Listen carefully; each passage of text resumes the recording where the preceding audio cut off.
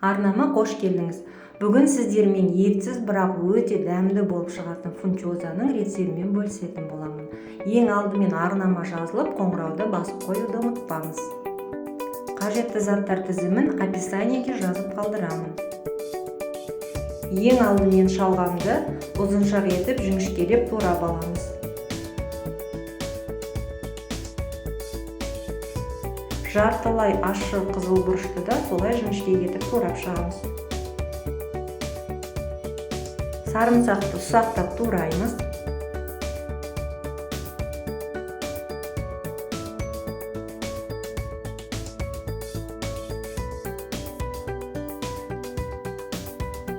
Кинзаны ірі етіп тураймыз. Міне көкөністеріміз дайын, енді фунчозаны дайындауға кірісейік.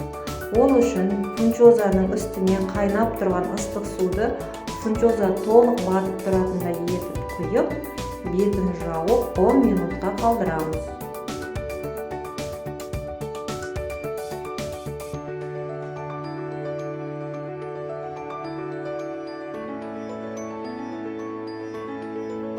Табаға азырақ май құйып, шалғамды орташа отта қуырып аламыз. Шалғам қатты болатындықтан ұзағырақ қуырып алуға тура келеді, шамамен 7-8 минут.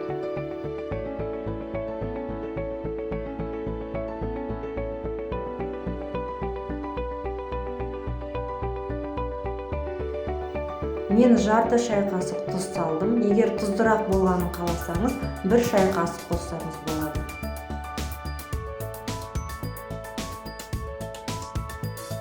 Шалғам жұмсарды.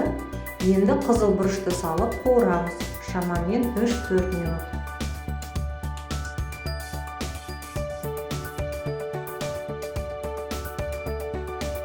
Қызыл бұрышта дайын болды. Енді сарымсақ пен кинзаны салып, араластыра отырып 15-20 секунд қуырамыз.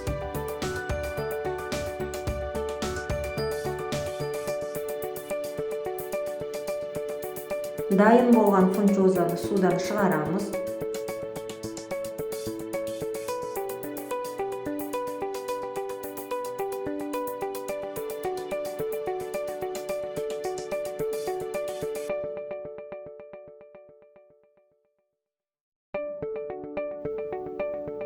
Үстіне қуырып дайындап алған көкөністерді сөлімен бірге қосамыз.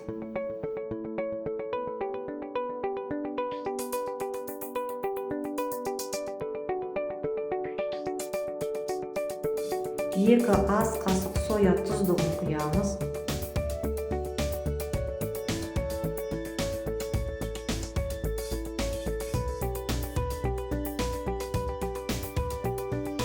Бір ас қасық күнжіт дәмін себеміз.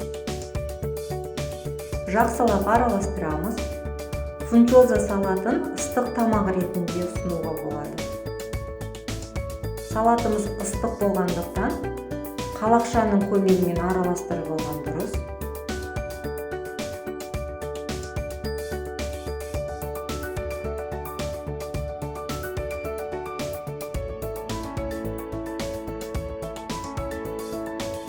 Ащы да, тұзды да емес, күнжіт пен кинзаның нәзік дәмі сезіліп тұратын, түрі де көз тартарлық салатымыз дайын болды.